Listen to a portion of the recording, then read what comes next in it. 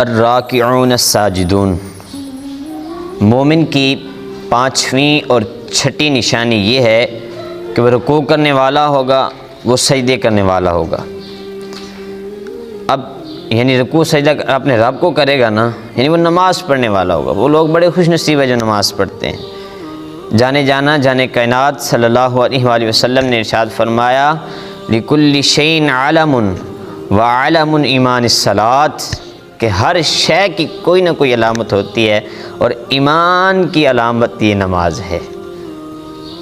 ہر چیز کی علامت ہوتی ہے نا، اس طرح دیکھیے نا بخار ہے بندے کو، تو اس بخار کی علامت کیا ہے؟ جسم کا گرم ہونا، سردی لگنا۔ تو اس طرح ہر چیز کی علامت ہوتی ہے۔ اب کوئی یہ سوال کرے کہ یہ مسلمان ہے، اس کی علامت کیا ہے، اس کی نشانی کیا ہے، مسلمان اور کافر میں فرق کیا ہے؟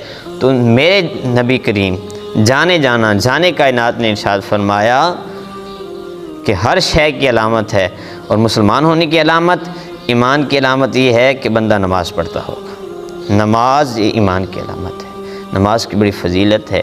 اور سب سے پہلے قیامت والے دن سوال کون سا ہوگا؟ کون سا ہوگا سوال؟ نماز کے بارے میں ہوگا نا۔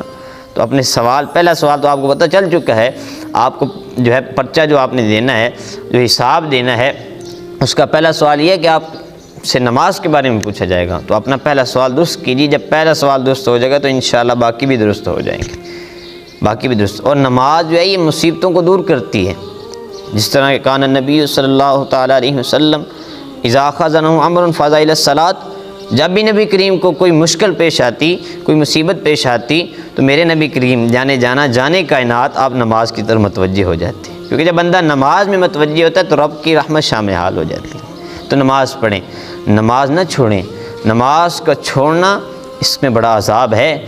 جو نماز کو جان بوجھ کر قضا کرتا ہے فویل للمصلین الذین هم عن صلاتهم ساہون، اس کے لیے ویل وادی ہے جہنم میں۔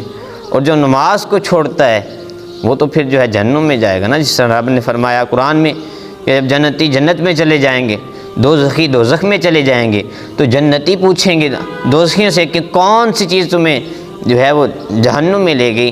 وہ کہیں گے کہ ہم نماز نہیں پڑھا کرتے تھے، ہم نماز نہیں پڑھا کرتے تھے۔ تو اس سے معلوم ہوا کہ تارک نماز کا ٹھکانہ جہنم ہے۔ تو اس لیے اپنے آپ کو بچائیں جہنم میں جانے سے، نماز ادا کیا کریں۔